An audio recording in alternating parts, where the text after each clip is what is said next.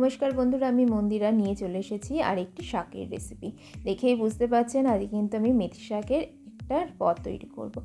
खूब सहज सरल भावे जेटा किन्तु आमरा बाड़ीते प्रतिनियत खेयेई थाकि, किन्तु एटाके आजके आमी तैरी करब एकटु अन्यरकम भावे अर्थात माटिर कड़ाइयेर मध्ये। एखाने आमी नियेछि एक आटी मेथी शाक, सेटाके किन्तु भालो करे परिष्कार करे बेছে नियेछि। एर थेके पाका बा हलुद पातागुलो बाद दिए देबो। एरपर शाकटाके आमी किन्तु छोटो टुकरोते केटे नेब।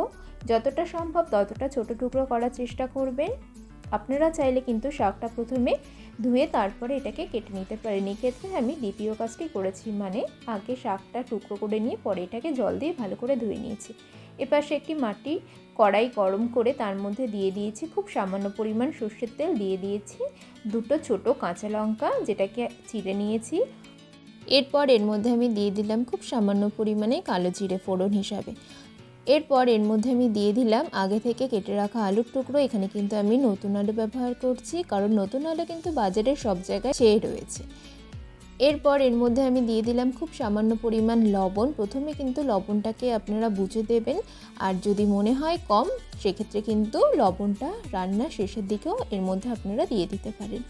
এরপর এটাকে কয়েক মিনিটের জন্য এরকমভাবে রেখে দেবো ঢাকা দিয়ে, যাতে আলুটা হালকা ভাজা হতে শুরু করে দেয়। যেহেতু মাটির পাত্র খুব কম তাপে খুব বেশি সময় ধরে রান্নাটি করতে হবে। দেখে মনে হচ্ছে এমন কি রান্না, কিন্তু হ্যাঁ, মাটির পাত্রে রান্না করার সময় কিন্তু খুব ধৈর্য সহকারে এবং সময় নিয়ে রান্না করতে হবে।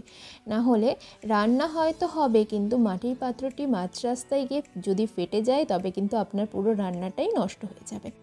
এরপর এর মধ্যে আমি দিয়ে দিলাম আগে থেকে কেটে টুকরো করে রাখা শাকটাকে।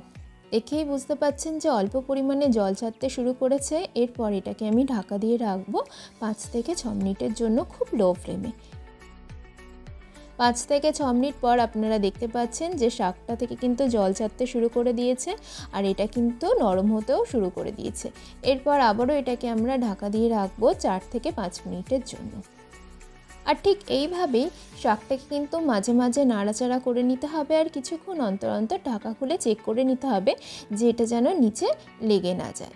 আর এটা করতে আমার সময় লেগেছে 25 থেকে 30 মিনিট।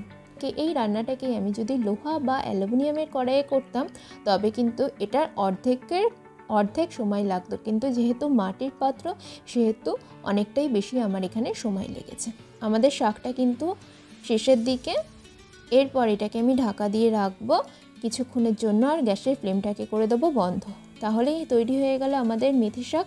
গরম ভাতের সাথে শীতের দুপুরে সত্যি জমে যাবে। আশা করি ভিডিওটি আপনাদের প্রত্যেকের ভালো লাগবে। সবাই ভালো থাকুন এবং সুস্থ থাকুন।